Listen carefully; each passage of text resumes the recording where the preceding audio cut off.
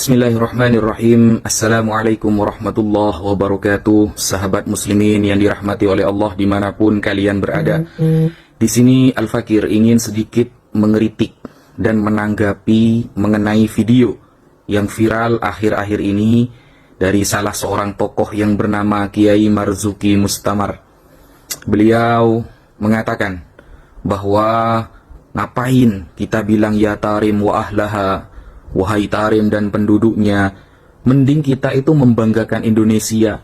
Orang yang hafal Quran di Indonesia lebih banyak, atau semacamnya, yang seolah-olah beliau itu sangat menolak kepada orang Indonesia yang memuji-muji penduduk Tarim atau Yaman. Nah, ini bukan perkara sulit. Ini perkara yang sangat mudah untuk kita cari datanya, bahwa pujian Rasulullah Shallallahu Alaihi Wasallam kepada Yaman dan penduduknya sangat banyak sekali, dan hadisnya banyak yang sahih. Dan saya kira, saya semakin yakin kenapa kemudian Kiai Marzuki Mustamar dipecat dari kepengurusan Nahdlatul Ulama. Ya karena mungkin ya beliau tidak terlalu NU, tidak terlalu Nahdlatul Ulama. Pemahaman dasar seperti ini saja beliau tidak faham gitu loh. Jadi saya kira beliau harus banyak belajar lagi. Jangan hanya mengandalkan apa-apa yang sudah dibaca kemarin. Coba perbanyak baca lagi. Ini bukan perkara sulit soalnya. Kayak gini saja beliau tidak paham gitu loh. Pertama, kita sebutkan di dalam kitab Bughiyatul Mustarsyidin, kitab yang mu'tabar, dipakai di pesantren-pesantren besar, dan bahkan ulama Nahdlatul Ulama, ulama-ulama NU banyak yang menggunakan kitab Bughiyah.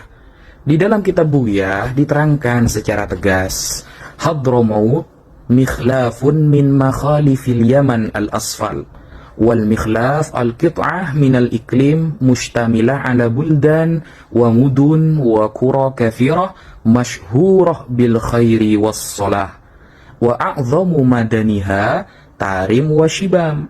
Jadi Hadramaut adalah salah satu wilayah dari wilayah-wilayah negara Yaman bagian bawah. Istilah al-mikhlaf adalah bagian dari satu negeri atau daerah yang mencangkup beberapa daerah, beberapa kota, dan beberapa desa yang sangat banyak. Nah, Hadramaut ini terkenal dengan kebaikan penduduknya dan kesolehan penduduknya. Nah, wa a'zamu madaniha, kota terbesarnya adalah Tarim wa Shibam. Nah, ini keterangan di dalam kitab Bughiyatul Mustarsyidin, kitab yang dipakai, yang dikaji banyak ulama dari kalangan NU, bahkan pesantren-pesantren besar, bahkan dalam bahthul masail antar pesantren sejawa dan lain sebagainya. Dan pujian Rasulullah terhadap Yaman banyak sekali, makanya wajar kalau kita itu mengagungkan Yaman, Kiai.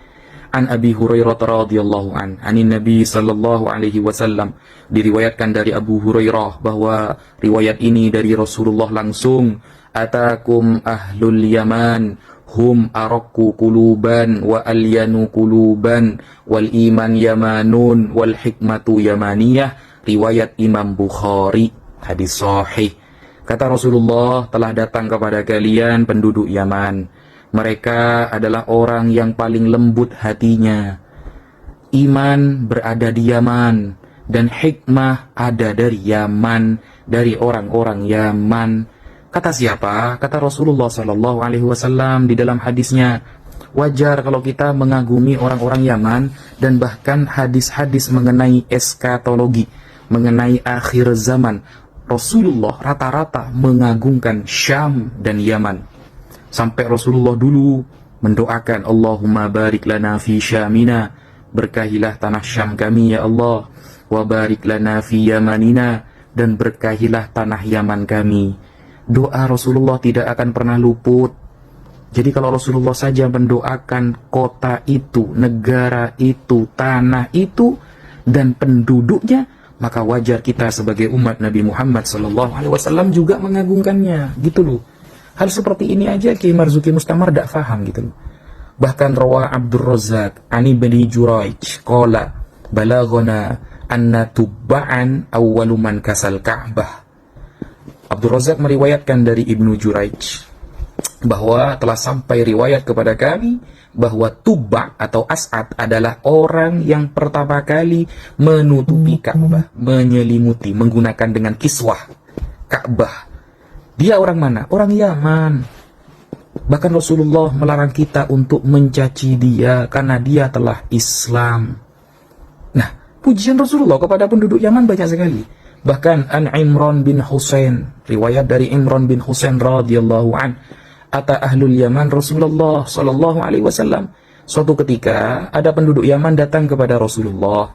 Faqalu, mereka berkata, "Ji'naka linatafaqquh fid din wa linas'alaka an awwali hadzal amr ma kana." Suatu saat penduduk Yaman datang kepada Rasulullah belajar agama kepada Nabi dan bertanya tentang awal penciptaan semua ini, tentang Allah pertama kali. Maka Rasulullah mengatakan, kana Allah wa lam yakun syai'un qablahu. Allah telah ada sebelum segala sesuatu ada. Wa kana arshuhu 'alal ma', dan arsy-Nya berada di atas air. Tsumma khalaqas samawati wal ard, kemudian Allah menciptakan langit-langit dan bumi. Wa kataba fi dzikri kulla syai', dan Allah mencatat di Lauh Mahfuz segala sesuatu. Hadis riwayat Imam Bukhari.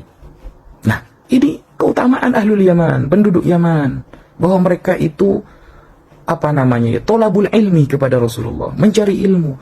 Makanya ada riwayat yang mengatakan al-fiqhu bil Yaman. Fikih itu di Yaman. Maksudnya fikih apa? Orang-orang yang memahami kemudian Islam secara menyeluruh rata-rata ada di Yaman. Hadisnya ada itu. Nah, bahkan Rasulullah SAW mengatakan, qad ja'akum ahlul Yaman wa hum awwalu man ja'a bil musahafah. Telah datang kepada kalian penduduk Yaman, dan mereka adalah orang yang pertama kali datang dengan cara bersalaman, bermusahafah. Kita kalau datang bertemu orang salaman, itu awalnya dari ahlul Yaman, dari penduduk Yaman.